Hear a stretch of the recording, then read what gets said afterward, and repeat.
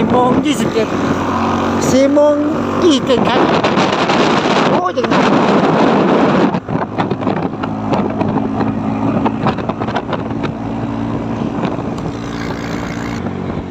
ออกจากเ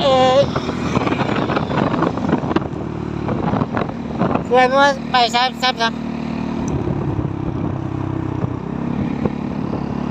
คุณแม่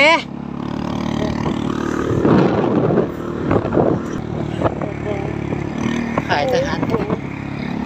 ก็มาเยียบเยียจะดับต้องไปเดินสายกับพ่อตัว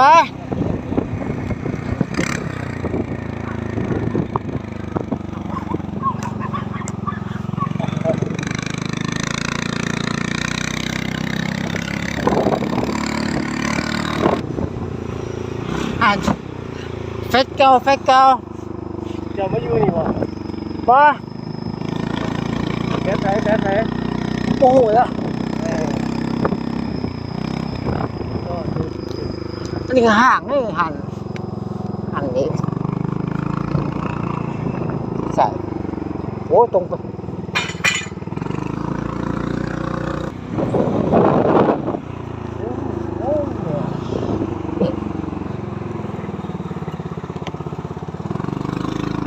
สร้างมุสินดูสิ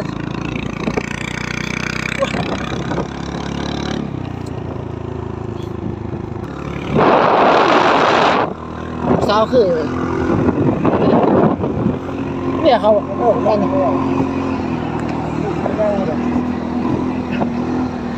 เนี่ยเขากันบายซีค่ะมีลูกสับ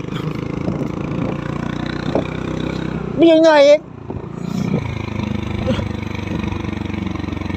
ปิดประตูสับโอ้ยเอาเป็นธุระที่เอาเนาะ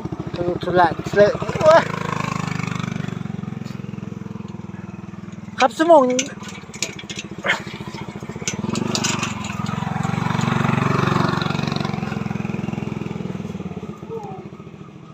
โอ้ยเสียงหมาไปไปสิครับเสียงหมา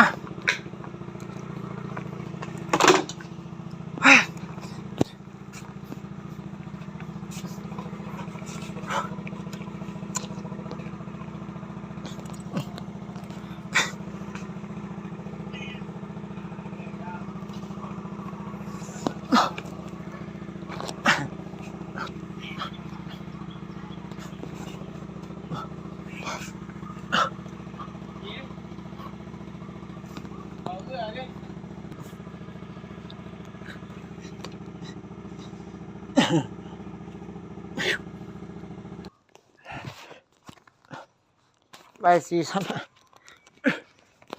เอาจาก